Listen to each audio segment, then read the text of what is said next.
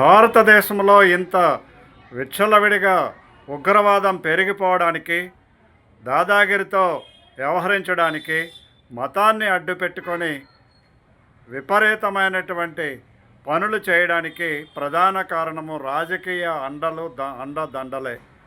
కాబట్టి ఈ దేశంలో కేవలము ఉగ్రవాదాన్ని సపోర్ట్ చేసేటువంటి పార్టీ ఏంటి అనేటువంటిది ఇంతవరకు కూడా ఖచ్చితంగా ఎవరికీ కూడా అర్థం కాలేదు. నిన్న పార్లమెంటులో జరిగినటువంటి చర్చా వేదికలో క్లియర్గా అర్థమైంది.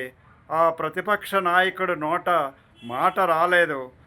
అమిత్ షా విసిరినటువంటి విసురులు, డైరెక్ట్ ఆరోపణలు, ఎవరు ఉగ్రవాదాన్ని పాకిస్తాన్కి కొమ్ము కాస్తున్నారు, ఎవరికి వాళ్ళకి సమాచారాన్ని అందిస్తున్నారు, వాళ్ళు ఏ పని చేసినా సరే ఉగ్ర కార్యకలాపాలను ఎవరు సపోర్ట్ చేస్తున్నారు, వాళ్ళు చేసినటువంటి పనులు దేశద్రోహ చర్యలైనప్పటికీ కూడా వాటిని ఖండించకుండా ఉండగలుగుతున్నారు అనేటువంటి విషయాన్ని సుస్పష్టం చేసినటువంటి వ్యక్తి పార్లమెంటు సాక్షిగా అమిత్ షా.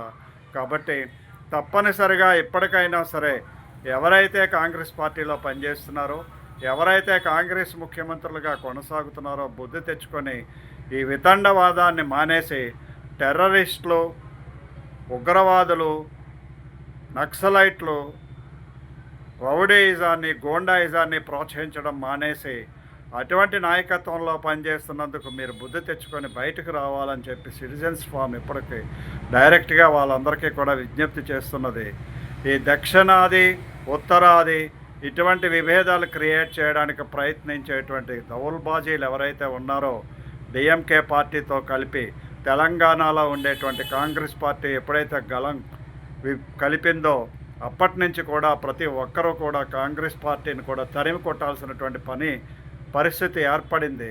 ఈ దక్షిణాది, ఉత్తరాది విభేదాలు తీసుకురావడానికి ప్రయత్నం చేసేటువంటి డిఎంకే పార్టీకి ఇవి ఆల్మోస్ట్ ఆరిపోతున్న దీపం. డిఎంకే, ఈ కాంగ్రెస్ పార్టీ కూడా రానున్న రోజుల్లో రాకుండా చూసుకోవాల్సినటువంటి బాధ్యత తెలంగాణ ప్రజలపైన ఉన్నది అనేటువంటి విషయం తప్పనిసరిగా గుర్తుపెట్టుకోవాల్సినటువంటి అవసరం ఉన్నది. జై హింద్, జై భారత్.